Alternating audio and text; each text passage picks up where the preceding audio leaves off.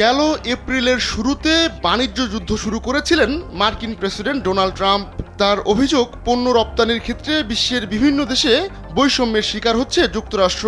ওই বাণিজ্য যুদ্ধের রেশ এসে লাগে বাংলাদেশের গায়েও। তাই যুক্তরাষ্ট্রের রপ্তানির ক্ষেত্রে বাংলাদেশি পণ্যে ৩৫% শুল্ক আরোপের ঘোষণা দিয়েছিলেন ট্রাম্প। এখন বাংলাদেশকে সে কথাই আবারও মনে করিয়ে দিচ্ছেন মার্কিন প্রেসিডেন্ট। বাংলাদেশের অন্তর্বর্তী সরকারের প্রধান উপদেষ্টা ডক্টর মোহাম্মদ ইউনূসকে এ তথ্য জানিয়ে লেখা চিঠিটি সোমবার নিজের সামাজিক যোগাযোগ মাধ্যম ট্রুথ সোশ্যালে শেয়ার করেছেন তিনি। ট্রাম্প হুমকির সুরে তাতে লিখেছেন, এর প্রভাবে বাংলাদেশ পাল্টা শুল্কারোপ করলে যে ৩৫% শুল্কারোপ করা হয়েছে সেটির সঙ্গে আরও শুল্কারোপ করা হবে।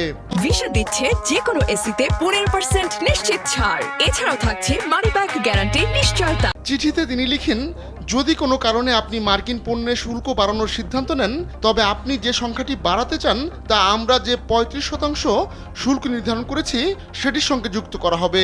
দয়া করে বুঝুন যে এই শুল্কগুলো বাংলাদেশের বহু বছরের শুল্ক এবং অশুল্ক নীতি এবং বাণিজ্য বাধাগুলো সংশোধন করার জন্য প্রয়োজনীয়, যা যুক্তরাষ্ট্রের বিরুদ্ধে এই অস্থিতিশীল বাণিজ্য ঘাটতির কারণ হয়ে দাঁড়িয়েছে। এই ঘাটতি আমাদের অর্থনীতি এবং প্রকৃতপক্ষে আমাদের জাতীয় নিরাপত্তার জন্য একটি বড় হুমকি।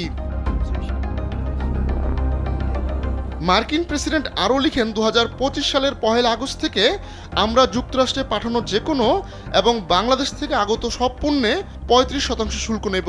উচ্চতর শুল্ক এড়ানোর জন্য পাঠানো পণ্যগুলো সেই উচ্চতর শুল্কের সাপেক্ষে হবে। দয়া করে বুঝুন, ৩৫% শুল্কটি আপনার দেশের সঙ্গে আমাদের বাণিজ্য ঘাটতির বৈষম্য দূর করার জন্য যা প্রয়োজন তার চেয়ে অনেক কম। আপনারা জানেন, বাংলাদেশ বা আপনার দেশের কোম্পানিগুলো যদি যুক্তরাষ্ট্রের মধ্যেই পণ্য তৈরি বা উৎপাদন করার সিদ্ধান্ত নেয় তাহলে কোনো শুল্ক থাকবে না। আহমদুল্লাহ শিকদার, কালবেলা।